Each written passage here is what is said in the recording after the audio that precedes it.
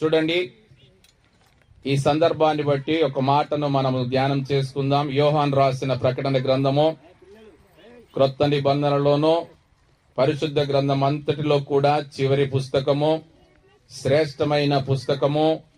ప్రభు ప్రత్యేకముగా రాయించినటువంటి ఈ పుస్తకములో నుండి ఒక మాటను చదువుకుందాం. యోహాను రాసిన ప్రకటన గ్రంథము 1వ అధ్యాయము 17-18 వచనములను చదువుకుందాం. నేను ఆయనను చూడగానే చచ్చిన వాని వలె ఆయన పాదముల యొద్ద పడితిని. ఆయన తన కుడి చేతిని నా మీద ఉంచి నాతో ఇట్లనెను, భయపడకము, నేను మొదటి వాడను, కడపటి వాడను, జీవించు వాడను, మృతుడనైతిని గాని ఇదిగో యుగ యుగములు సజీవుడనై ఉన్నాను. మరియు మరణం యొక్కయు పాతాళ లోకము యొక్కయు తాళపు చెవులు నా స్వాధీనములో ఉన్నవి. గట్టిగా చప్పట్లు కొట్టి ప్రభుని గణపరచుదాం. హల్లెలూయా, హల్లెలూయా. చూడండి, అపోస్తలుడైనటువంటి యోహాను, నేను ఆయనను చూడగానే చచ్చిన వాని వలె ఆయన పాదముల యొద్ద పడితిని అంటున్నాడు. ఆయన యొక్క దర్శనము చూడగానే, ఆయన స్వరూపాన్ని చూడగానే నేను దాన్ని చూడలేక తట్టుకోలేక ఆయన పాదముల యొద్ద చచ్చిన వాని వలె పడితిని. అయితే ఆయన తన కుడి చేతిని నా మీద ఉంచి నాతో ఇట్లనెను. ఆయన పలికిన మొట్టమొదటి మాట, ప్రభు అయిన యేసుక్రీస్తు పలికినటువంటి మొట్టమొదటి మాట, భయపడకుము. మనుష్య కుమారుడిగా యోహాను గారికి దర్శనమిచ్చి ఆయన చచ్చిపోయిన స్థితిలో, భయముతో లేవలేని స్థితిలో, పడిన స్థితిలో ఉంటే లేపి ఆయనతో మాట్లాడుతున్నాడు, భయపడకుము. ఈ దినమున ఈస్టర్ సందర్భంగా మనందరితో కూడా ప్రభు సెలవిస్తున్న మొదటి మాట, భయపడకుము. అది ఏ సందర్భమైనా, అది ఏ పరిస్థితి అయినా, అది ఎలాంటి బాధ కలిగిన పరిస్థితుల గుండా వెళ్ళవలసి వచ్చినా కానీ ప్రభు సెలవిస్తున్న మాట, భయపడకము. ఎందుకు భయపడకము అంటున్నాడంటే, నేను మొదటి వాడను, కడపటి వాడను, జీవించు వాడను. మూడు మాటలు చెప్తున్నాడు. నేను మొదటి వాడను, కడపటి వాడను, జీవించు వాడను. అంటే మొదటి దానికి కడపటి దానికి మధ్య జీవింప చేయువాడు కూడా ఆయన్నే. నేను మొదటి వాడను, కడపటి వాడను, మిమ్మల్ని మధ్యలో నడిపించు వాడను కూడా నేనే. మృతుడనైతిని గాని ఇదిగో యుగ యుగములు సజీవుడనై ఉన్నాను. హల్లెలూయా. నేను ఒక్కసారే మృతుడనయ్యాను, కానీ యుగ యుగముల మట్టుకు కూడా సజీవుడనై ఉన్నాను. మరియు మరణం యొక్కయు పాతాళ లోకం యొక్కయు తాళపు చెవులు నా స్వాధీనములో ఉన్నవి.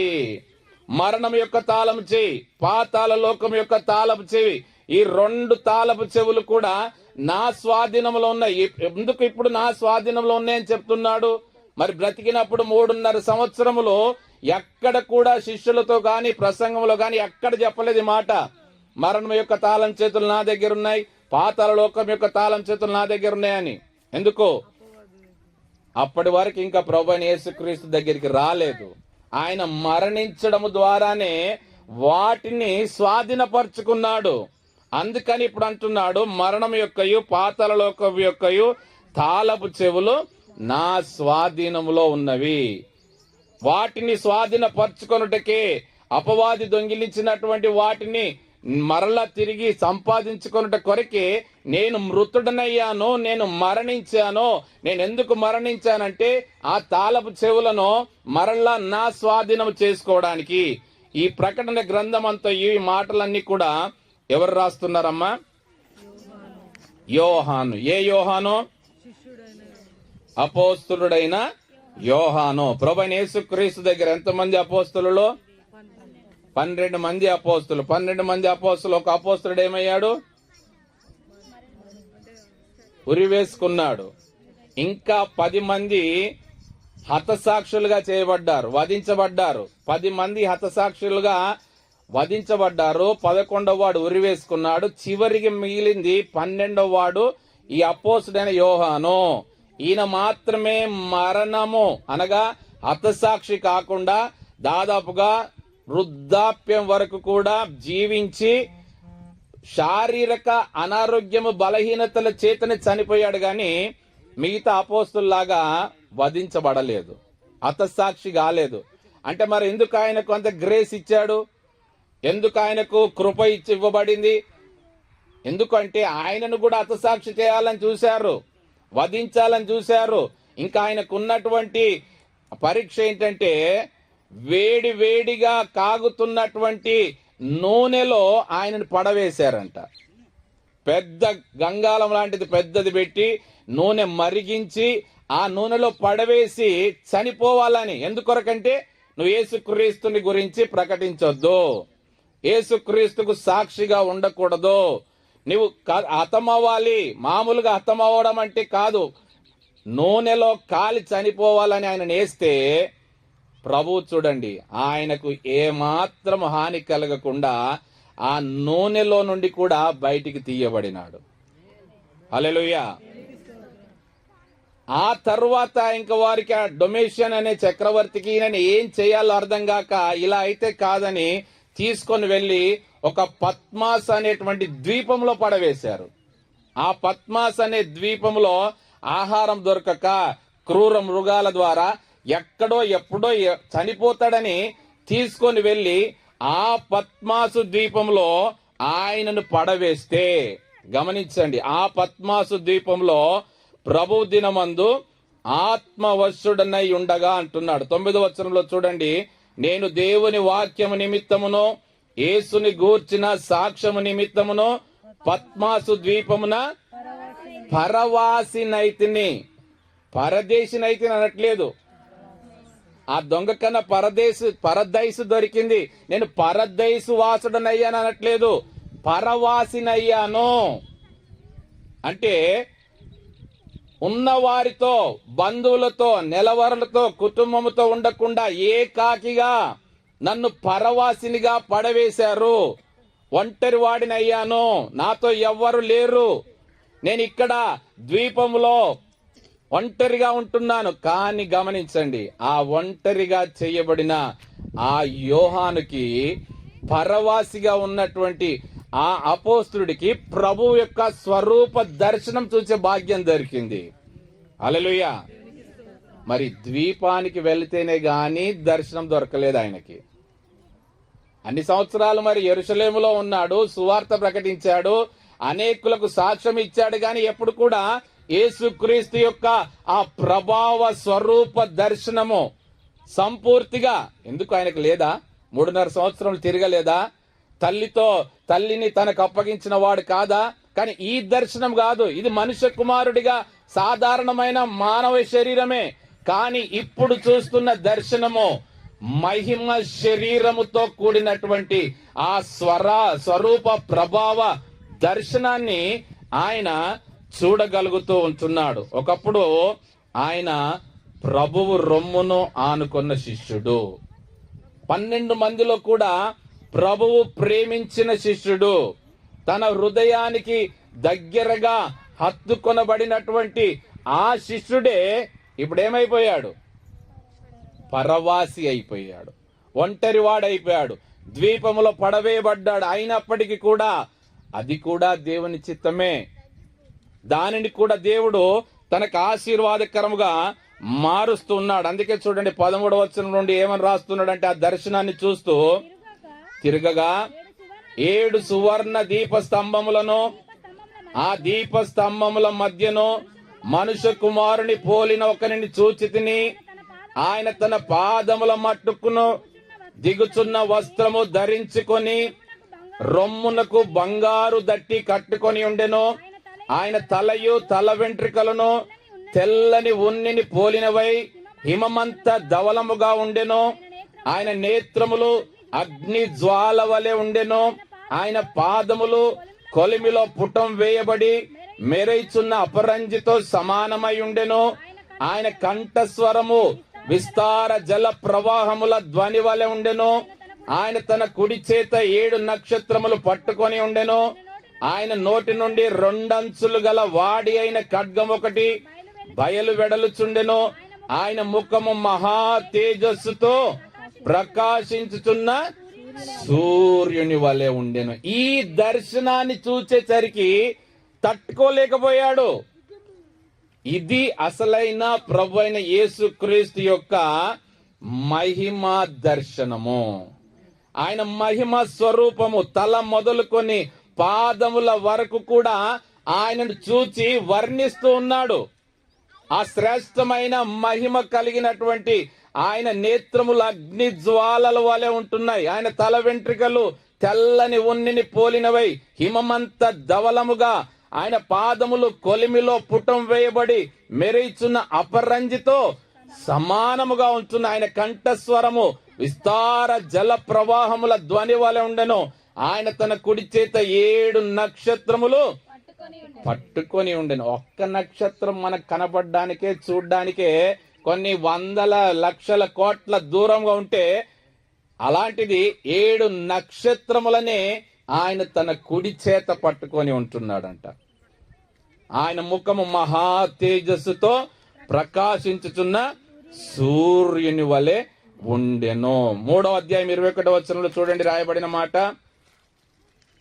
3:21 నేను జయించి నా తండ్రితో కూడా ఆయన సింహాసనమునందు కూర్చుండి ఉన్న ప్రకారము జయించు వానిని నాతో కూడా నా సింహాసనమునందు కూర్చుండనిచ్చెదను. హల్లెలూయా. ఎక్కడున్నాడు ఇప్పుడైనా? తండ్రితో కూడా ఆయన సింహాసనమునందు కూర్చుండి ఉంటున్నాడు.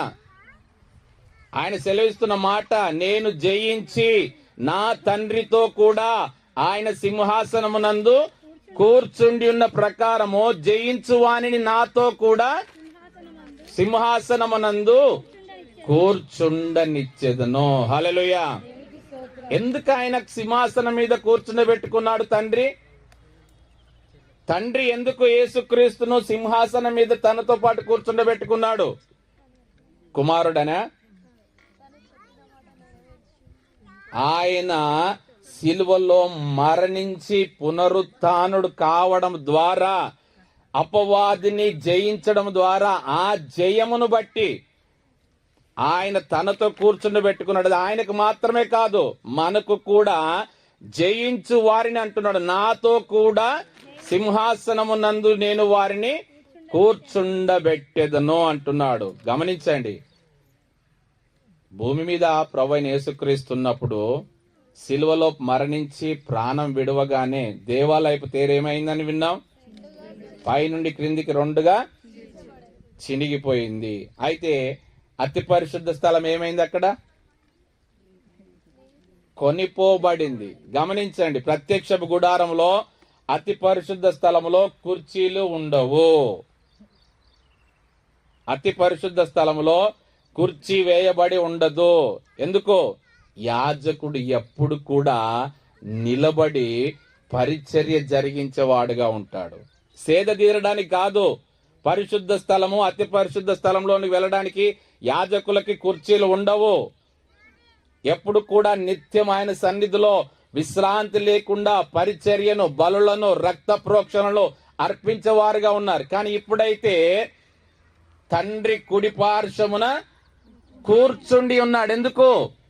ఆయన పని ముగించబడింది.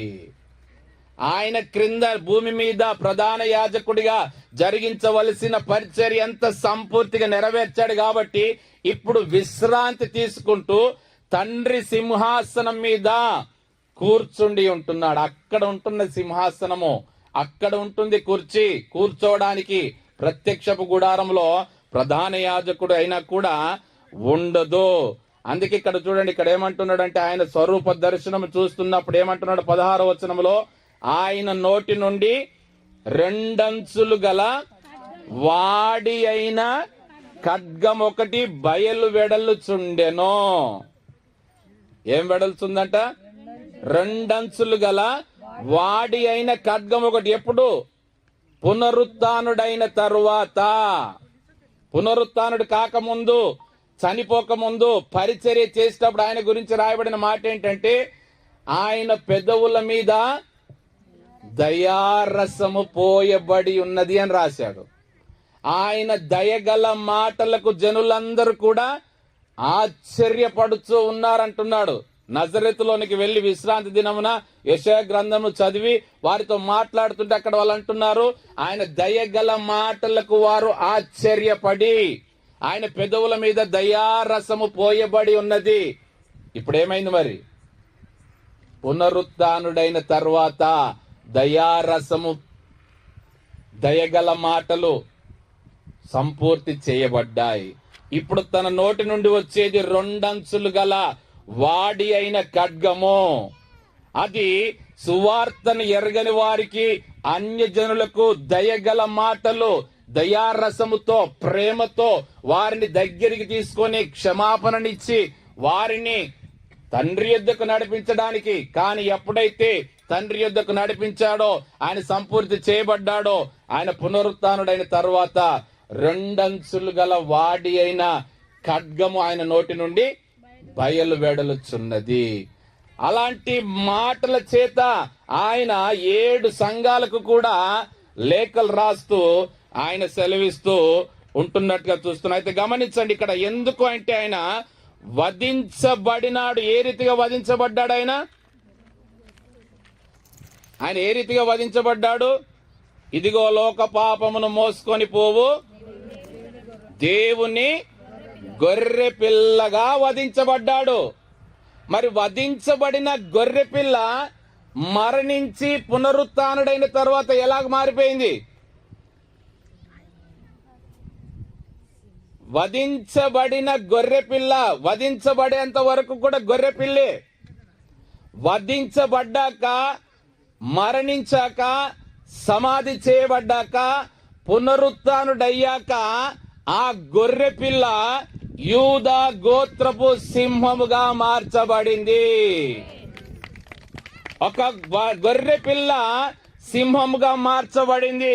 గొర్రె పిల్లగా ఉండదు. వధించబడితే సింహముగా మారిపోతుంది. అందుకే విశ్వాసి ప్రభు దగ్గరికి వచ్చే వరకే గొర్రె పిల్ల. ప్రభువు కొరకు వధించబడ్డాక యూదా గోత్రపు సింహముగా మారిపోవాలా? ఎప్పుడు? వధించబడితేనే మారతావు. వధించబడకపోతే అదే గొర్రె పిల్లగా ఉంటావు. యేసుక్రీస్తు వధించబడ్డప్పుడు గొర్రె పిల్లగా వధించబడ్డాడు. కానీ ఆ సమాధిలో ఆ 3 దినముల్లో జరిగిన కార్యం, ఆ గొర్రె పిల్ల సింహముగా తిరిగి లేచింది. హల్లెలూయా. ఆయన మరణం యొక్కయు పాతాళ లోకపు యొక్కయు తాళపు చెవులు సంపాదించుటకే నేను మృతుడనయ్యాను అంటున్నాడు. క్షయమైపోయే ఈ శరీరము, మట్టి శరీరము, ఎన్ని సంవత్సరములకైనా మట్టిలో కలిసిపోవలసిన ఈ శరీరము అక్షయతను ధరించుకోవాలి. క్షయమైపోయిన ఈ శరీరాన్ని నుండి అక్షయత, మహిమ శరీరము ధరింప చేయబడుట కొరకే ఆయన, చూడండి, కొరింథీయులకు రాసిన మొదటి పత్రిక 15వ అధ్యాయము 53వ వచనం. క్షయమైన ఈ శరీరము అక్షయతను ధరించుకొనవలసి ఉన్నది. మర్త్యమైన ఈ శరీరము అమర్త్యతను ధరించుకొనవలసి ఉన్నది. ఈ క్షయమైనది అక్షయతను ధరించుకొనినప్పుడు, ఈ మర్త్యమైనది అమర్త్యతను ధరించుకొనినప్పుడు విజయమందు మరణము మృంగివేయబడెను అని వ్రాయబడిన వాక్యం నెరవేరును. ఓ మరణమా, నీ విజయం ఎక్కడా? ఓ మరణమా, నీ ముల్లెక్కడా? మరణపు ముల్లు పాపము, పాపమునకున్న బలము ధర్మశాస్త్రమే. హల్లెలూయా. విజయమందు మరణము మృంగివేయబడింది. ప్రభు అయిన యేసు క్రీస్తు యొక్క విజయమందు, పునరుత్థానమందు మరణము మృంగివేయబడింది. అపవాది అనుకున్నాడు కదా, ప్రభువైన యేసుక్రీస్తును మరణము ద్వారా మృంగివేద్దామనుకున్నాడు. ఎంతగా ప్రయత్నించినా యూదుల ద్వారా, ప్రధాన యాజకుల ద్వారా, శాస్త్రుల ద్వారా, పరిసయ్యుల ద్వారా ఎంతగా ఈయనను బంధించాలని చూసిన ఎక్కడ కాలదిగా చివరికి ఈయన మరణానికి అప్పగిస్తేనే ఇంకా లేవకుండా శాశ్వతంగా బంధించి ఉంచుతాడనుకొని మరణము ద్వారా ఆయనను మృంగాలని దుష్టుడు చూశాడు. కానీ ప్రభువైన యేసుక్రీస్తు విజయమందు ఆ మరణమే మృంగివేయబడ్డది. హల్లెలూయా. ఆ విజయమందు, ఆ పునరుత్థానమందు మరణమే మృంగివేయబడింది అనే వాక్యము యేసుక్రీస్తులో నెరవేర్చబడింది. లేఖనములన్నీ కూడా యేసుక్రీస్తులో నెరవేర్చబడ్డాయి. ఆయన చనిపోక ముందే చెప్పాడు, నేను 3వ దినమున తిరిగి లేస్తాను. అందరూ నమ్మలేదు, కానీ నెరవేర్పు జరిగించాడు. ఆ విజయమందు మరణము మృంగివేయబడింది. ఎవరి మరణము? విజయమందు మరణము మృంగివేయబడింది. ఎవరి మరణము?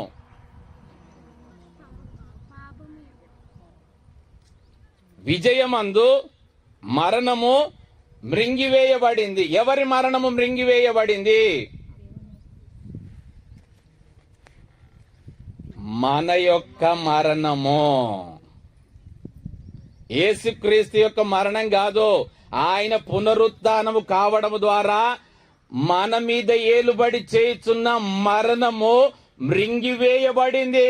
లేదంటే మరణము మనల్ని మృంగివేసేది, కానీ ఆయన పునరుత్థానము ద్వారా మరణము మృంగివేయబడింది. ఎందుకొరకంటే ఆయన, చూడండి రోమీలకు రాసిన పత్రిక 4వ అధ్యాయం 25వ వచనం చివరి వచనం చూడండి. రోమా 4 చివరి వచనం 5వ అధ్యాయం 1వ వచనం. ఆయన మన అపరాధముల నిమిత్తం అప్పగింపబడి మనము నీతిమంతులముగా తీర్చబడుటకై లేపబడెను. కాబట్టి విశ్వాస మూలమున మనము నీతిమంతులముగా తీర్చబడి మన ప్రభువైన యేసుక్రీస్తు ద్వారా దేవునితో సమాధానము కలిగి ఉందుము. హల్లెలూయా, హల్లెలూయా. ఆయన మన అపరాధముల నిమిత్తము అప్పగింపబడి మనము నీతిమంతులుగా తీర్చబడుటకై లేపబడిన. ఆయన లేపబడ్డది ఎందుకొరకంటే మన కొరకే, మనల్ని నీతిమంతులుగా చేయడానికి. ఆయన లేపబడకపోతే ఆయనకు వచ్చే నష్టం ఏమీ లేదు. మనం పాపులుగా ఉంటాము, మనం నీతిమంతులము కాము. మనల్ని నీతిమంతులను చేయడానికే ఆయన మన నిమిత్తము లేపబడ్డాడు. గమనించండి, మరణం మృంగివేయబడిందంటే ఆయన మన కొరకు జన్మించాడు, మనలాగా జీవించాడు, మన స్థానములో మరణించాడు, మన మరణాన్ని ఆయన పొందుకున్నాడు. మట్టి శరీరమును మహిమ శరీరముగా మార్చుట కొరకు, క్షయమైపోయినటువంటి ఈ శరీరానికి అక్షయతను అనుగ్రహించుట కొరకు ఆయన సమాధి చేయబడ్డాడు. మట్టి శరీరముతో జన్మించినటువంటి శరీరము సమాధి చేయబడినప్పుడు మట్టిదే, కానీ సమాధి చేయబడి తిరిగి లేచాక మహిమ శరీరముతో లేచాడు. ఆయన ఎక్కడ కావాలంటే అక్కడ అదృశ్యమవుతాడు, ఎక్కడ కావాలంటే అక్కడ మరలా ప్రత్యక్షమవుతాడు. సైన్స్ ప్రకారం మేము ఒప్పుకోమండి. ఎలా వస్తాడండి తలుపు సందులోకి వెళ్ళి? సైన్స్ ఏ రూల్ ప్రకారం అంటే, సైన్స్ ప్రకారం ఒప్పుకోవడానికి ఆయన సైన్స్ కు అతీతుడు. సైన్స్, సామాన్య శాస్త్రం, ఈ లెక్కలు, గుణితాలు ఇవన్నీ కూడా ఆయన ముందట పనిచేసేవి కాదు. మహిమ శరీరము, అక్షయమైన శరీరము ఎక్కడ ప్రత్యక్షం కావాలనుకుంటే అవుతాడు, ఎక్కడ అదృశ్యం కావాలంటే అదృశ్యమవుతాడు. మనల్ని కూడా మహిమ శరీరములోనికి నడిపించడానికే ఆయన మన పక్షముగా మరణించాడు. హల్లెలూయా. గమనించండి, అక్షయతను మనం పొందుకోవడానికే మనం చాలా ఉపమానాలు ధ్యానించాము. చాలా ఉపమానాల్లో చాలా ప్రభు ఎన్నో సంగతులు బోధించాడు. ఒక్కటి గమనిస్తే చాలా దినముల నుండి అసలు నాకు బోధిస్తున్నాను, కానీ దాంట్లో ఉన్న ఆంతర్యం ఏంటో నాకు సాటిస్ఫై కావట్లేదు. ఈ ఉపమానం అర్థం ఏంటి, అసలు ఈ ఉపమానం ఎందుకున్నది కొన్ని సంవత్సరాలుగా నాకు ఆ ప్రశ్న మిగిలిపోయింది, కానీ ఈ ఈస్టర్ సందర్భంగా దేవుడు ఆ ప్రశ్నను రివీల్ చేశాడు, సమాధానం రివీల్ చేశాడు. ఏంటంటే లూకా సువార్త 15లో ఉంటుంది కదా, తప్పిపోయిన గొర్రె 99 గొర్రెల్ని విడిచిపెట్టి కాపరి ఆ తప్పిపోయిన గొర్రెను వెతికే వరకు ఓకే, కానీ వెతికిన తర్వాత ఆయన చేసిన కార్యమే అదే ప్రత్యేకమైంది. ఏం చేశాడు? వెతికిన తర్వాత ఏం చేశాడు? ఆ గొర్రెను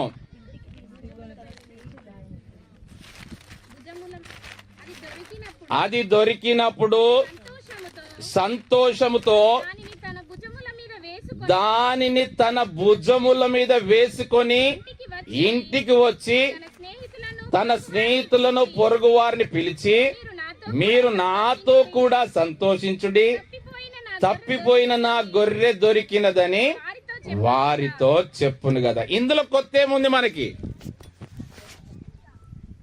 ఇందులో కొత్త ఏముంది? తప్పిపోయింది, వెతికాడు. ఇలాంటి అరణ్య ప్రదేశంలో ఎక్కడో ఆ గొర్రె తప్పిపోయింది. కాపరి కాబట్టి వెతికి దొరకబట్టాక తీసుకొని వచ్చి ఎక్కడ వేసుకున్నాడు? భుజముల మీద వేసుకున్నాడు. మనమైతే ఏం చేస్తాము? నువ్వు చేయబట్టి ఇన్ని దిక్కుల ఇంత టైము ఇంత ప్రయాసపడి ఎతకాల్సి వచ్చింది, నువ్వు కూడా మందులో ఉంటే అయిపోయేది కదా, నీ ఒక్కదాని కొరకు నేను ఇంత కష్టపడి వెతకాల్సి వచ్చిందని ఒక 4 దెబ్బలేసి లాక్కొని తాడుబట్టి గొర్ర గుంజుకొని తీసుకొని వస్తా. కానీ ఈ కాపరి ఏం చేస్తున్నాడు? భుజముల మీద వేసుకొని వస్తున్నాడు. ఎంత గొప్ప పని చేసిందని? ఆయనకు పని పెట్టిందా? ఆయనను ఇంట్లో కూర్చోకుండా మన లెక్క ఎండలోనికి తీసుకొచ్చి బయట నడిపించినందుక? ఏం గొప్ప పని చేసిందని ఆ గొర్రె పిల్లను భుజముల మీద మోసుకోవాల్సి వచ్చింది? ఇది నాకున్నటువంటి సంశయం. ఎందుకొరకు ఆ కాపరి ఆ గొర్రె పిల్లను భుజముల మీద మోసుకొని వచ్చాడు? దానికి సమాధానముగా ప్రభు ఏం చెప్తున్నాడంటే, దావీదు గొల్యాతో యుద్ధము చేయడానికి వెళ్ళినప్పుడు పలికిన మాట ఏంటి? 2 మాటలే. ఏమన్నాడు? గట్టిగా చెప్పండి అందరూ. యుద్ధము యెహోవాదే. ఎప్పుడు స్టార్ట్ అయింది యుద్ధం? యుద్ధం యెహోవాదే అని ప్రకటించాడు. అసలు ఆ యుద్ధం ఎప్పుడు స్టార్ట్ అయింది? ఎక్కడ ఎండ్ అయింది? నేను మొదటి వాడను, కడపటి వాడను, మధ్యలో జీవించు వాడను. మరి ఎక్కడ ఆది, ఎక్కడ అంతము, ఎక్కడ నడిపింపు, ఎక్కడ మొదలైంది? యుద్ధం యెహోవాదే. యెహోవా యుద్ధము ఎక్కడ మొదలైంది?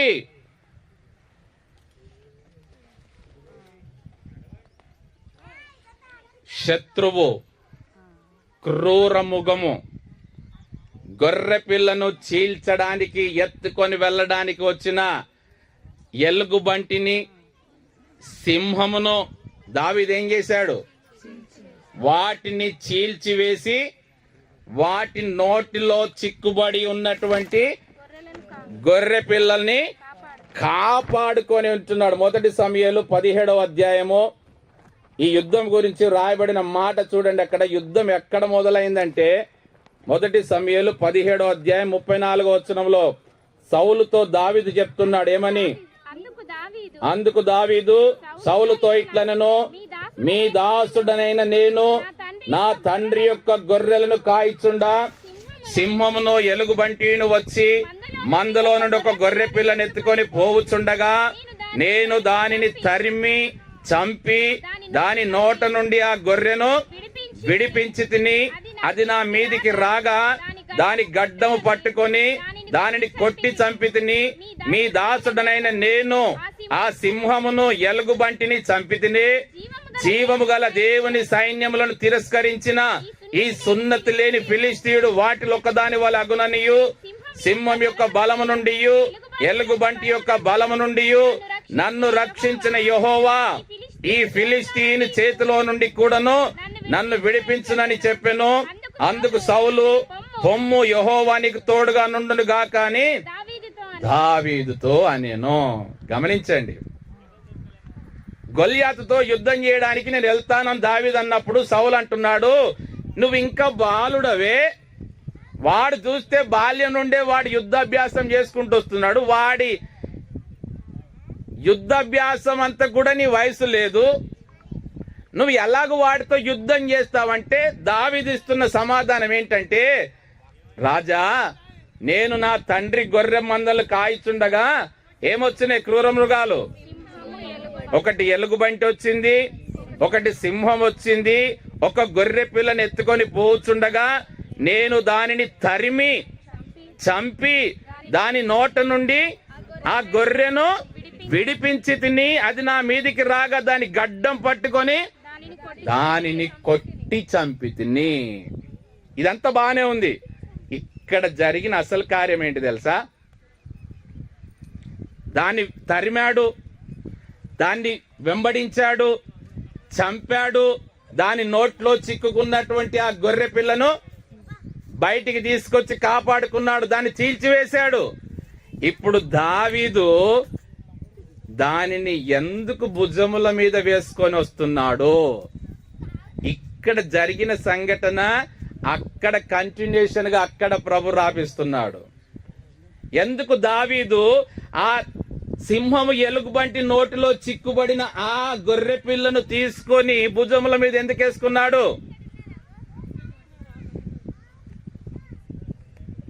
గొర్రె పిల్ల నిన్ను బట్టి ఒక క్రూర మృగము చంపబడింది. నువ్వు దాని నోటిలోనికి వెళ్లి ప్రాణాల వరకు కూడా, చివరి అంచు వరకు కూడా వెళ్ళావే. నీ ద్వారా మందంతటికి రాబోయే కీడు, ఈ క్రూర మృగమైన ఎలుగుబంటి నీ ద్వారా అది బయటికి రప్పించబడి అది హతమార్చబడింది. అందుకొరకు ఆ కాపరి ఆ గొర్రె పిల్లను తన భుజము మీద వేసుకొని వస్తున్నాడు.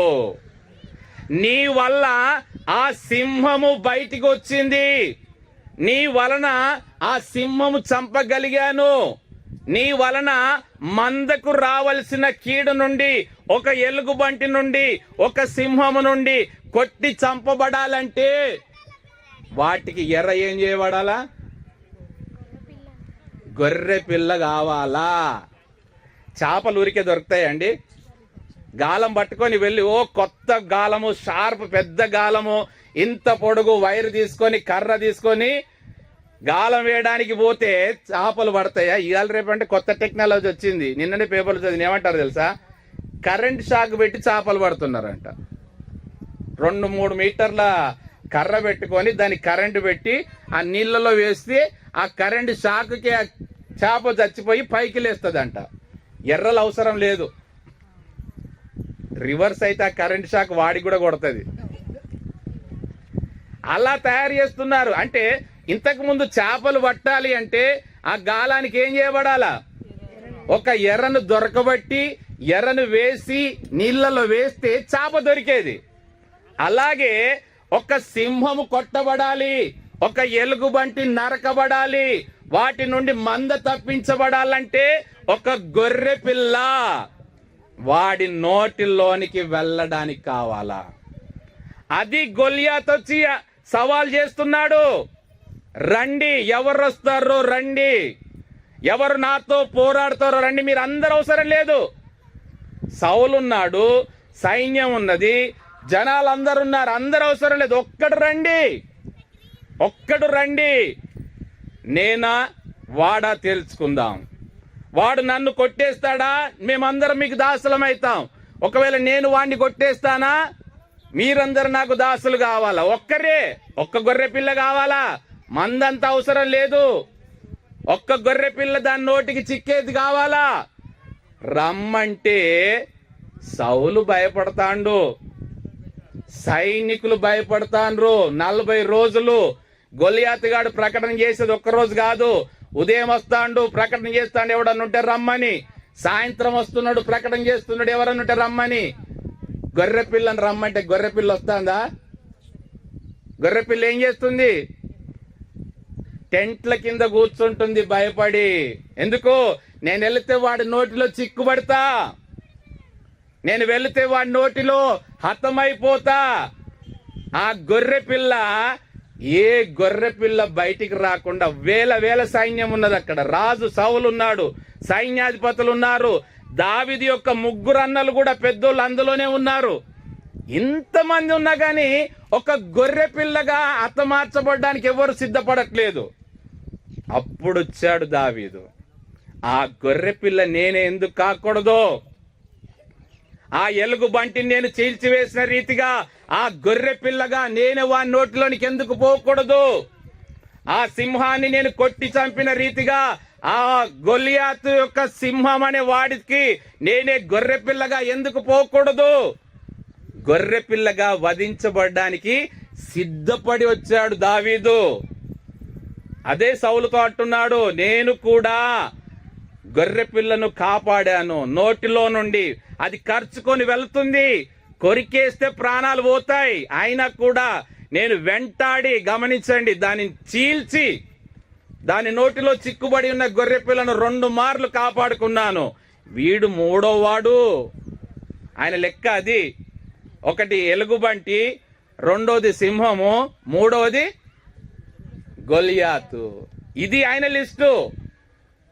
గొర్రె పిల్లగా వధించబడడానికి ఆయన ఇష్టపడ్డాడు. వారి నోటిలో ప్రాణాలకు తెగించి వెళ్ళడానికి ఇష్టపడ్డాడు. అదే రీతిగా యేసు ప్రభు కూడా మరణానికి అప్పగించుకోవడానికి ఇష్టపూర్తిగా సమాధిలోనికి వెళ్ళడానికి ఇష్టపడ్డాడు. ఎవరి కొరకు? మన కొరకు. ఇశ్రాయేలు ప్రజలందరి కొరకు దావీదు వెళ్ళాడు. మనందరి కొరకు మన ప్రభువైన యేసుక్రీస్తు వెళ్ళాడు. గమనించండి, యుద్ధం ఎక్కడ మొదలైంది తెలుసా? ఏదేను తోటలో మొదలైంది యుద్ధం. యుద్ధం యెహోవాదే అంటే గొలియాతు దగ్గర కాదు, ఇశ్రాయేలీయుల దగ్గర కాదు, ఏదేను తోటలో ఆదామవ్వల దగ్గర మొదలైన యుద్ధం అది. దుష్టుడు చూడండి, అపవాది, వాడు ఎలా యుద్ధం మొదలు పెట్టాడు తెలుసా? ఆయుధములతో కాదు, కత్తులతో కాదు, ఖడ్గములతో కాదు. వాడి పోరాటం ఏంటి తెలుసా? Mind game. వాడి యొక్క ఆయుధము మైండ్ గేమ్. వాడు మాటలతోనే ప్రలోభ పెడతాడు, మాటలతోనే భయపెడతాడు. అలాగే ఏదైనా తోటలోకి వచ్చి ఆదామవ్వల దగ్గర మాటల చేతనే మైండ్ గేమ్ ఆడాడు. అక్కడ మొదలైంది యుద్ధము. ఆ మైండ్ గేమ్ అక్కడ మొదలైంది. చూడండి, ఇక్కడ వాడు వచ్చి మాట్లాడుతుంటే వీరందరూ కూడా ఎలాగుంటున్నారో చూడండి. 17వ అధ్యాయము 10వ వచనంలో, ఈ దినమున నేను ఇశ్రాయేలీల సైన్యములను తిరస్కరించుచున్నాను, ఒకని నియమించిన ఎడల వాడును నేనును పోట్లాడుదుమని ఆ ఫిలిస్తీయుడు చెప్పుచూ వచ్చెను. సౌలును ఇశ్రాయేలీలందరూ ఆ ఫిలిస్తీయుని మాటలు వినినప్పుడు బహు సంతోషించిరి,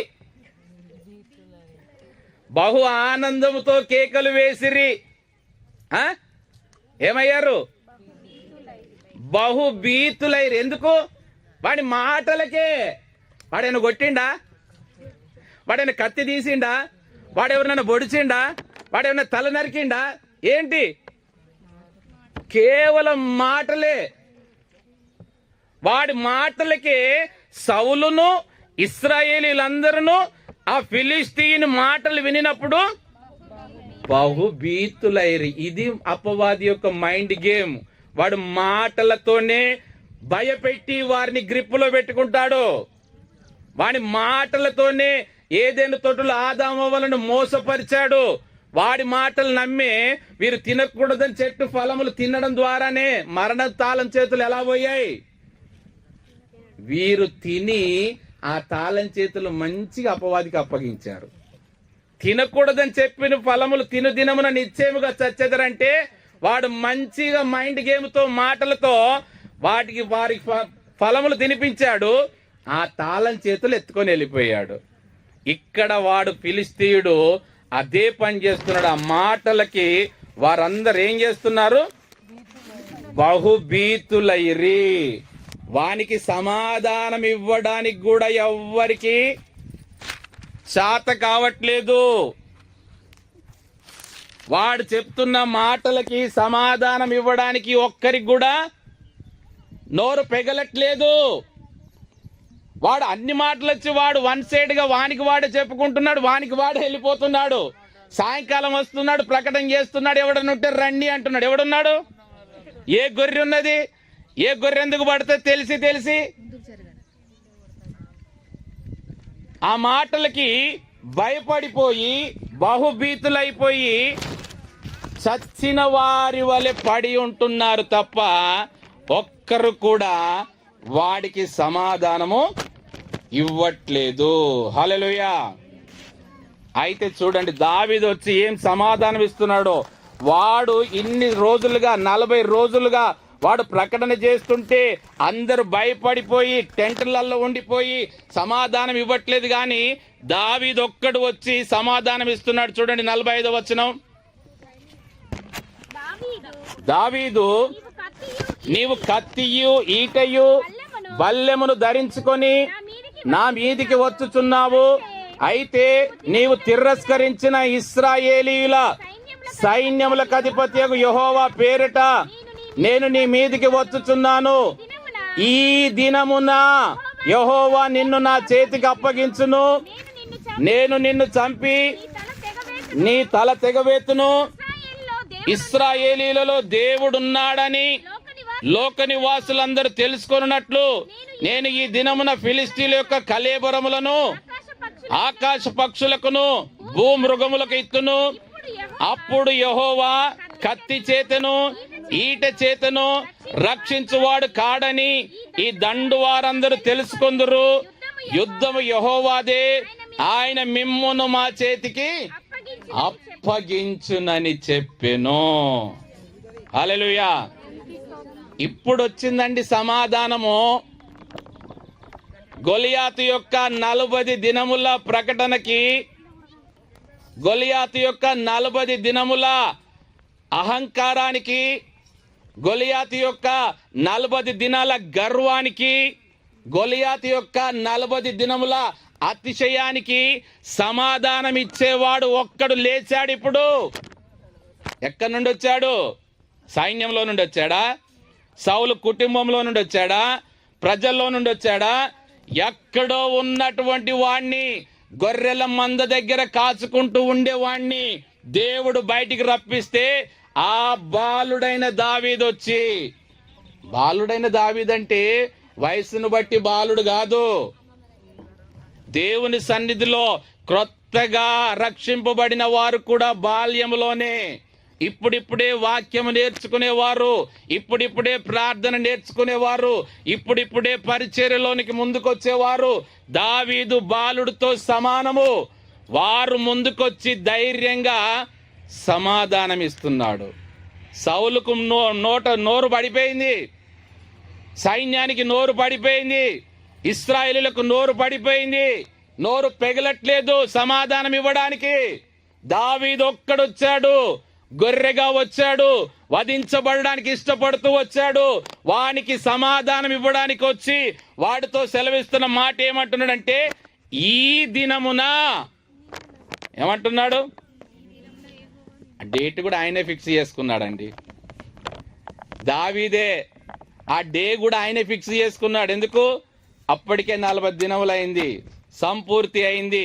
చివరి దినము ఈ దినమున ప్రకటించి మరి జరిగిస్తున్నాడు దావీదు. ఈ దినమున యెహోవా నిన్ను నా చేతికి అప్పగించును, నేను నిన్ను చంపి నీ తల తెగవేతును. ఇంకేమంటున్నాడంటే, యెహోవా కత్తి చేతను ఈట చేతను రక్షించువాడు కాడని ఈ దండు వారందరూ తెలుసుకొందురు. యుద్ధము యెహోవాదే, యుద్ధము యెహోవాదే, యుద్ధము జరిగించుకొని వాడు ఆయనే. ఆయన ఎవరిని లేబెట్టుకోవాలో లేబెట్టుకుంటాడు, ఎవరు నిలబెట్టుకోవాలో నిలబెట్టుకుంటాడు, ఎవరికి స్వరం ఇవ్వాలో ఇస్తాడు, ఎవరు మాట్లాడాలో మాట్లాడించుకుంటాడు, ఎవరిని ఏ స్థలములో ఏ సమయంలో ఎక్కడికి నడిపించాలో నడిపించుకుంటాడు. యుద్ధం ఆయనదే, మనది కాదు. దావీదు నాది యుద్ధం అని ప్రకటించలేదు. ఇదిగో నేను వస్తున్నానని చెప్పట్లేదు. నేను ఒక గొర్రె పిల్లను మాత్రమే. ఎలుగుబంటి హతమార్చబడాలంటే గొర్రె పిల్ల కావాలా? సింహం హతమార్చబడాలంటే గొర్రె పిల్ల కావాలా? దుష్టుడు హతమార్చబడాలా, వాడి తల చితగొట్టబడాలంటే గొర్రె పిల్ల కావాలా? అందుకే గొర్రె పిల్లగా యేసుక్రీస్తు వచ్చాడు. దావీదు అంటున్నాడు, ఈ దినమున యెహోవా నిన్ను నా చేతికి. ఇది గొలియాతు మాటలకు ఏలా లోయలో దావీదు యొక్క తిరుగు సమాధానము. ఇప్పుడు సమయం ఆసన్నమైంది. ఏ సమయము? నెలవరులందరూ ఇంతసేపు దూరముగా ఉండి చూచి ఏడ్చుకుంటూ భయపడుకుంటూ ఉండాల్సిన సమయం గడిచిపోయింది. నెలవరుల సమయం గడిచిపోయింది. ఎన్ని రోజులు దుఃఖము? 2 రోజులు. ఎన్ని రోజులు భయము? 2 రోజులు భయమైన, దుఃఖమైన, వేదనైనా, పిరికితనమైన ఎన్ని రోజులు? 2 రోజులు. ఆ 2 రోజులు గడిచిపోయాయి. ప్రభు పునరుత్థానుడయ్యాడు, దర్శనమిచ్చాడు, సమాధానమిచ్చాడు, భయపడకుమన్నాడు. సంతోషం వచ్చింది. ఆదరణకర్తను పంపించాడు, పొందుకున్నారు. ఇప్పుడు పోరాటం చేస్తున్నారు. నెలవరులు మొన్నటి దినమున నెలవరులు దూరంగా ఉన్నారు. ఉండాల్సిన సందర్భం ఎందుకు? అయ్యో మేమేమి చేయలేకపోతున్నామే, మేమేమి సహాయము అనుగ్రహించలేకపోతున్నామే, కేవలం ఏడ్చేవారమే మేము, కేవలం ప్రార్థన చేసేవారమే మేము, మాకు చేయాలని ఎంతో ఉన్నది కానీ చేయలేకపోతున్నాం. ఎందుకు? సైనికులకు చూసి భయమవుతుంది మాకు, పిలాతును చూస్తే భయమవుతుంది మాకు, ఏ రోజును చూస్తే భయమవుతుంది మాకు. మేము నెలవరులమే, మేము రక్త సంబంధులమే, మేము పాలివారమే, కానీ మాలో భయం ఉన్నదే, మమ్మల్ని దూరముగా పెడుతుంది.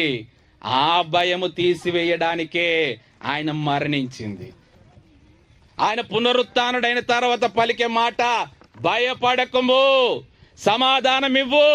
గొలియాతు ఎదుట దావీదుని ఎలాగూ నేను నిలబెట్టుకొని వాడికి సమాధానం ఇప్పించాను, నీవు కూడా అలాగూ నిలబడాలా. నీవు వధించబడే గొర్రె పిల్లగా కావాలా. నీవు సమాధానం ఇస్తేనే వాడికి తగిన రీతిగా బుద్ధి చెప్పబడుతుంది. అందుకే అపోస్తలులు కూడా పిరికివారిగా ఉన్నారు. ఒకప్పుడు తలుపులన్నీ కూడా మూసుకొని ఎలాగున్నారు? భయపడి, యూదులకు భయపడి తలుపులన్నీ మూసుకొని లోపల ఏమి చేయాలో పాలుపోని స్థితిలో ఉన్నారు. ఏంటి పరిస్థితి మనది? ఎలాగైపోయాము? ఇప్పుడు దాచుకొనవలసిన పరిస్థితి వచ్చింది. కానీ అనుకుంటున్నారు, ప్రభు మనతో ఉంటే ఈ సిచ్యువేషన్ ఉండేది కాదు కదా, ప్రభు మనతో ఉంటే ఈ తలుపులు వేసుకునే వారం కాదు కదా, ప్రభు మనతో ఉంటే ఈ భయం ఉండేది కాదు కదా, ప్రభు మనతో ఉంటే ఈ విచారం ఉండేది కాదు కదా. అందుకే ప్రభువు వారి మధ్య ప్రత్యక్షమయ్యి మీకు సమాధానము కలుగునుగాక అంటున్నాడు. హల్లెలూయా. అందుకే యాకోబు అంటున్నాడు చూడండి, 4వ అధ్యాయం 7వ వచనంలో తెలియజేస్తున్న మాట ఏంటి? కాబట్టి దేవునికి లోబడి ఉండుడి, అపవాదిని ఎదిరించుడి, అప్పుడు వాడు మీ యొద్ద నుండి పారిపోవును. దేవుని యొద్దకు రండి, అప్పుడు ఆయన మీ యొద్దకు వచ్చును. హల్లెలూయా. ఏమంటున్నాడు? కాబట్టి దేవునికి లోబడి ఉండుడి, అపవాదిని ఏడ్చుకుండా ఉండమని చెప్పట్లేదు. ఏమంటున్నాడు? ఏడ్చుకుంటా ప్రార్థన చేయమని చెప్పట్లేదు. ఏమంటున్నాడు? దూరముగా నిలబడి నిలవరులుగా మీరు ఇంకా ఉండాల్సిన అవసరం లేదు. ఇప్పుడు ఏం చేయాలా? అపవాదిని ఎదిరించుడి. ఎదిరిస్తే ఏమవుతాడు? అప్పుడు వాడు మీ యొద్ద నుండి పారిపోవును. వాడు మీ యొద్ద నుండి పారిపోవాలంటే మీరు ఎదిరించాలా. మీరు ఇలాగే కూర్చుంటే వాడెందుకు పారిపోతాడు? కుక్కను చూసి మనం పారిపోతుంటే కుక్క మన వెంటనే పడుతుంది. దాన్ని చూసి భయపడినంతసేపు అది మన వెంటనే పడుతుంది. ఒక్కసారి వెనక్కి తిరిగితే ఏం చేస్తుంది? అప్పుడు మనం దాని వెంట ఉరగాల. ఇంతసేపు అది మన వెంట ఉరికొచ్చింది, ఇప్పుడు మనము దాని వెంట ఉరికితే అది పారిపోతుంది. దుష్టుణ్ణి ఎదిరించుడి, అపవాదిని ఎదిరించుడి, అప్పుడు వాడు మీ యొద్ద నుండి పారిపోవును. ప్రభువు మనకి ఏం ఆదరించిపోయాడమ్మా? ప్రభు అయిన యేసుక్రీస్తు మనకు ఏ మాదిరి ఉంచిపోయాడు, ఏ మాదిరి నేర్పించాడు, ఏ మాదిరి ఉండమని చెప్పాడు? 24 గంటలు వాక్యం చదువుకోవాలా, 24 గంటలు ప్రార్థన చేయాలా, 24 గంటలు ఉపవాసం ఉండాలా, 24 గంటలు పరిచారం చేయాలా. ఇవేనా ప్రభు మనకు నేర్పించినాయి? ఏ మాదిరించిపోయాడు? పోరాటాన్ని కూడా మాదిరిగా ఉంచిపోయాడు మనకి. కేవలం వాక్యమే కాదు, ప్రార్థనే కాదు, ఉపవాసమే కాదు, పరిచర్యే కాదు, అపవాదిని ఎదిరించడానికి కూడా పోరాటాన్ని నేర్పించాడు. ఆ మాదిరి కొరకే ఏ రీతిగా నేను పోరాడి అపవాది తలను చితగ్గొట్టి నేను పునరుత్థానుడనయ్యానో, నా అడుగుజాడలలో మీరు కూడా నడిస్తే నేను తండ్రి కుడి పార్శ్వంలో ఏ రీతిగా సింహాసనం మీద కూర్చున్నానో మిమ్మల్ని కూడా అలాగా కూర్చుండబెట్టుకుంటాను. దాని కొరకే మీరు పోరాడండి అంటున్నాడు. గమనించండి, ఇంతసేపు గొలియాతు మైండ్ గేమ్ ఆడాడు, మాటలతో భయపెట్టాడు. ఆ మైండ్ గేమ్ కి దావీదు పులి స్టాప్ పెడుతున్నాడు. దేనితో? ఒక నున్నని రాయితో. వడిసెలలో ఆ నున్నని రాయి పెట్టి తిప్పి తిప్పి తిప్పి కొడితే ఎక్కడికి వెళ్ళింది? మరి అంత బాడీ అంత వదిలిపెట్టి ఆ నుదుటి మీదకి మాత్రం ఎందుకు టార్గెట్ చేశాడు దావీదు? వాడి మైండ్ గేమ్ కి పులి స్టాప్ ఆ పుర్రెలోనికి దిగడానికి ఆ రాయి కొడితే ఆ పుర్రెలోనికి దిగిపోయి లోపలికి వెళ్ళిపోయిందంట రాయి. ఇప్పటికి కూడా వాని కలేబరము, వాని పుర్రె భాగము, ఆ రంధ్రం పడినటువంటి ఆ రంధ్రం కూడా పుర్రెకి ఇప్పటికి కూడా సాక్షిగా ఉన్నాయి అవి. దావీదు చూడండి ఎంత దుష్టుని యొక్క మైండ్ గేమ్ను అట్టి రీతిగానే మరల రాయితో కొడితే వాడి నుదురు పగిలిపోయి లోపలికి వెళ్ళి వాడు బోర్లా పడితే ఏం చేశాడు? వాడి కత్తి తీసి వాడి తలనే తెగ నరికి వేశాడు. ఇది యుద్ధము యెహోవాదే. ఏదెను తోటలో ప్రారంభించబడిన యుద్ధము, దావీదు దగ్గర కొనసాగిన యుద్ధము కల్వరి కొండ మీద ముగించబడింది. దుష్టుని యొక్క తల కల్వరి కొండలో చితగొట్టబడింది సిలువలో. అది మొదటి వాడను నేను, కడపటి వాడను, జీవించువాడనయ్యున్న నేను మీకు తోడయ్యున్న రీతిగానే దావీదు పలికాడు, ఈ దినముననే యెహోవా నిన్ను నా చేతికి. ఎలా పలికాడండి? ఎప్పుడన్నా యుద్ధం చేసిన అనుభవం ఉందా? ఎప్పుడన్నా కత్తి పట్టుకున్న అనుభవం ఉందా? ఎప్పుడన్నా కవచం వేసుకున్న అనుభవం ఉందా? సౌలు అన్ని ఇచ్చాడు రాజు, ఇవన్నీ వేసుకోరా నాయన నువ్వు కాపాడబడతావంటే వేసుకొని చూస్తే ఎలాగున్నది? పనికిరానివి అవి, అలవాటు లేనివి అవి. ఇవి నాకు అవసరం లేదు, నేను గొర్రెలు కాసుకునేటోన్ని, నాకు ఈ కవచం ఎందుకు, ఈ డాల్ ఎందుకు, ఈ శిరస్త్రాణం ఎందుకు, ఈ ఖడ్గం ఎందుకు, ఇవి కాదు. నేను ఎప్పుడు వాడేటివే నా వడిసెల, నా చిక్కము, నా 5 రాళ్ళు, ఇవి మాత్రము చాలు అన్నాడు. ఒక్క రాయిని ఉపయోగించాడు, వాడు పడగొట్టబడ్డాడు. హల్లెలూయా. యుద్ధం ముగించబడింది, వాడి తల నరికి వేయబడింది. ఎప్పుడు? ఒక గొర్రె పిల్లగా మొదటగా వధించడానికి కాదు, మొదటగా తనను తాను వధింపబడడానికి ఇష్టపడ్డాడు. కానీ అదే గొర్రె పిల్ల ఏం చేసింది? ఇప్పుడు సింహాన్ని చంపివేసింది. అదే గొర్రె పిల్ల ఎలుగుబంటిని చంపివేసింది. అదే గొర్రె పిల్ల కొదమ సింహముగా మారిపోయింది. మనల్ని గొర్రె పిల్లలుగా ఉండడానికి కాదు ప్రభు ఏర్పాటు చేసుకుంది.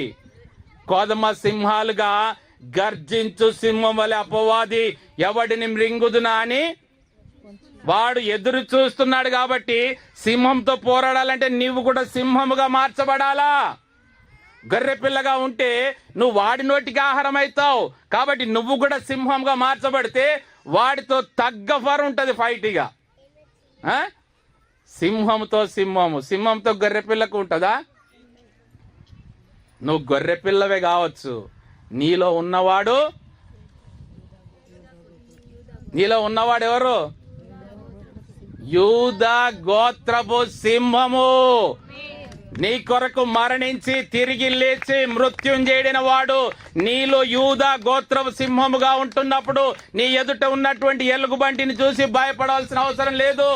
నీ ఎదుటికి వచ్చే సింహాన్ని చూసి భయపడవలసిన అవసరం లేదు. నీలో ఉన్నవాడు పోరాడడానికి సమర్థుడు, అపవాదిని జయించిన వాడు, వాని హతమార్చిన వాడు.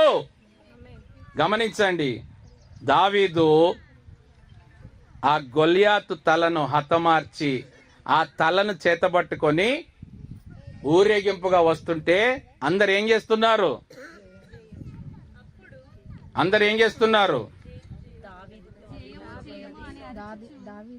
6-7 వచనాలు 18వ అధ్యాయం. దావీదు ఫిలిస్తీన్ హతం చేసి తిరిగి వచ్చినప్పుడు స్త్రీలు ఇశ్రాయేలీల ఊళ్ళన్నిటిలో నుండి తంబురలతోనూ సంభ్రముతోనూ వాద్యములతోనూ పాడుచు నాట్యమాడుచు రాజైన సౌలును ఎదుర్కొనుటకు వచ్చిరి. ఆ స్త్రీలు గాన ప్రతిగానములు చేయించు వాయించుచు సౌలుకు 1000 కొలదియు దావీదు 10,000 కొలది శత్రువులను హతము చేసిరి. ఆ మాటలు సౌలునకు ఇంపుగా నుండనందున అతడు బహు కోపము తెచ్చుకొని వారు దావీదునకు 10,000 కొలదనియు నాకు 1000 కొలదనియు స్తుతులు పాడిరే, రాజ్యము తప్ప మరి ఏమి అతడు తీసుకొనగలడనుకొనెను. కాబట్టి నాట నుండి సౌలు దావీదు మీద విషపు చూపు నిలిపెను.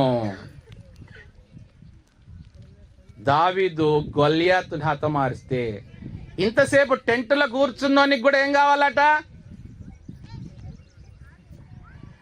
పోరాడినోడు కాదు, కత్తి పట్టుకున్నోడు కాదు, కనీసము వాడి మాటకైనా మాట సమాధానం ఇచ్చినోడు కాదు. కానీ ఇప్పుడు ఏం కావాలా? 10,000 కొలది కావాలట. కూర్చున్నోనికే 10,000 కొలది అంటే మరి పోరాడినోనికి ఎన్ని కావాలా? టెంట్ల కింద కూర్చుంటేనే నీకు 10,000 కొలది స్తుతులు కావాలంటే మరి కష్టపడి ప్రాణానికి తెగించి సింహము నోటిలోనికి గొర్రె పిల్ల వలె వెళ్ళి ఆ సింహాన్ని మృంగి వేసిన దావీదుకి ఎన్ని కావాలా? 1000 సరిపోతాయా? మరి విషపు చూపెందుకు? కష్టపడ్డాడు, పోరాడాడు, తెగించాడు, నన్ను నా రాజ్యాన్ని కాపాడాడనే ఆలోచన రావట్లేదు సౌలుకి. వాడిని చూస్తేనే భయపడిపోయి టెంట్ కింద కూర్చున్నప్పుడు లేనటువంటి ప్రతిష్ట, కీర్తి ఇప్పుడు విజయము పొందుకున్నాక అవసరమైనది. ఆ దావీదు ఖడ్గముతో తలను ఛేదించి వాటిని ఊరేగింపుగా చేసుకొని వస్తుంటే ఏం చేస్తున్నారు? అందరూ గాన ప్రతిగానములు చేస్తున్నారు. ఏమని? ఏం పిల్లడో ఎల్దాం వస్తావా, ఏం పిల్లో ఎల్దాం వస్తావా, పులుల్ని మింగిన గొర్రెలున్నాయట. ఏం మింగినాయి? గొర్రెలు మింగిన పులులు ఉన్నాయి కాదు పాట పాడేది. పులుల్ని మింగిన గొర్రెలున్నాయట. ఏం పిల్లడో, ఏ అన్నలలా తీసుకుపోవడానికి కాదు పాట పాడేది. మన అన్న పెద్దన్న ఏసన్న, ఆ పెద్దన్న కొరకు పాట పాడుతున్నావు. అరే గొల్యాతును హతమార్చిన దావీదు ఉన్నాడట. ఏం పిల్లడో. ఇదే నిషేధించబడింది ఆ పాట ఏమన్నా? మరి పాడకూడదన్నట్టుగా ఏదో అపవిత్రమైనది ఏదో పాడినట్టుగా దాని అర్థాన్ని మనం తీసుకుంటున్నాం. మనం ఏదో వారితో కలిసి ఏకీభవించి వారికి సపోర్ట్ చేయడం కాదు. సింహాన్ని చీల్చిన గొర్రె ఉన్నదట, పులుల్ని మింగిన గొర్రెలున్నాయట, తుపాకులు పేల్చిన తూనీగలున్నాయట. ఎవరిని ఎలాగ మారుస్తున్నాడు ప్రభువు? సింహాన్ని చీల్చివేసే గొర్రెగా నిన్ను మార్చాడు. అందుకు గాన ప్రతిగానములు చేయాలా? గొర్రె పిల్లగా వధించబడి సింహంగా తిరిగి లేచాడు, అందుకు గాన ప్రతిగానాలు చేయాలా? ఈ దినమున ఈస్టర్ అని మనం ఈడ ప్రభుని స్తుతిస్తున్నామంటే గొర్రె పిల్లగా ఉన్నవాడు సింహముగా తిరిగి లేచాడు, అందుకు మనం గాన ప్రతిగానాలు చేయాలా? నువ్వు గొర్రె పిల్లవు కావచ్చు, కానీ నీలో ఉన్న శక్తి ఎంత తెలుసా? పులుల్ని మింగే శక్తి నీకు ఉంటున్నది, సింహాల్ని చీల్చివేసే శక్తి నీకుంటుంది. అదే చివరి మాట చదివి ముగించుకుందాం. ప్రకటన 3:21. మొదట చదివిన మాటే ప్రకటన 3:21. నేను జయించి నా తండ్రితో కూడా ఆయన సింహాసనమునందు కూర్చుండి ఉన్న ప్రకారము జయించు వానిని నాతో కూడా నా సింహాసనమునందు కూర్చుండనిచ్చెదను. హల్లెలూయా! ఎంతమంది ఆయనతో సింహాసనం మీద కూర్చోవడానికి ఇష్టపడుతున్నారు?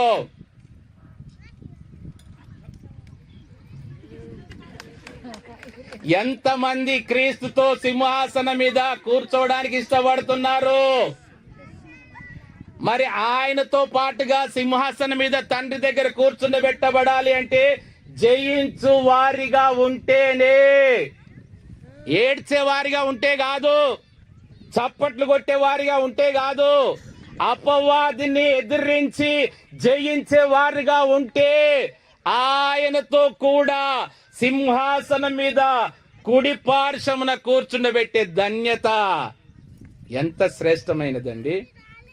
మరి జయించే వాడిగా ఉంటావా? అపజయము కోరేవాడిగా ఉంటావా? సౌలులాగా టెంట్ కింద కూర్చొని ఉంటావా? దావీదులాగా యుద్ధ రంగములోనికి నిలబడతావా? సైనికుల్లాగా భయపడిపోయి పిరికి వారిగా నాకెందుకులే, నేను మాత్రం ఇలాగే నిలుచుండి చూస్తానంటే కూర్చో. నిలుచుండి ఎన్ని రోజులు? 40 దినములైనా నిలుచుండి చూచుడే. వాడు గొలియాతు ఓడు, వాడిని కొట్టేస్తేనే పోతాడు, వాడిని ఎదిరిస్తేనే పోతాడు, లేకపోతే వాడెందుకు పోతాడు? వాడు వచ్చింది పారిపోవడానికా? వాడు వచ్చిందే టెంట్ వేయడానికి, వాడు వచ్చిందే పాగా వేయడానికి. మరి వాడు పంపించాలంటే నువ్వు టెంట్లో ఉంటే కాదు, నువ్వు బయటికి రా, ఎదురుగా నిలబడు, వాడికి సమాధానం ఇయ్యి. వాడు మాటలతో మైండ్ గేమ్ ఆడితే నువ్వు వాక్యంతో సమాధానం ఇవ్వు. రాయితీ విసుర్రు. ఆత్మ మార్చే పని ప్రభువుది. గట్టిగా చప్పట్లు కొట్టి ప్రభుని గణపరచుదాం. జయించే వారముగా ఉందాం. మన ప్రభు అయిన జయశాలిగా తండ్రి కుడి పార్శ్వం ఆసీనుడైన రీతిగా మనము కూడా ఆయనతో కలిసి సింహాసనం మీద ఆసీనుడుగా ఉండే కృప, జయించువారుగా ఉందామని తీర్మానం చేసుకున్న ప్రతి ఒక్కరికి అనుగ్రహించబడును గాక. అందరం తలలు వంచుదాం.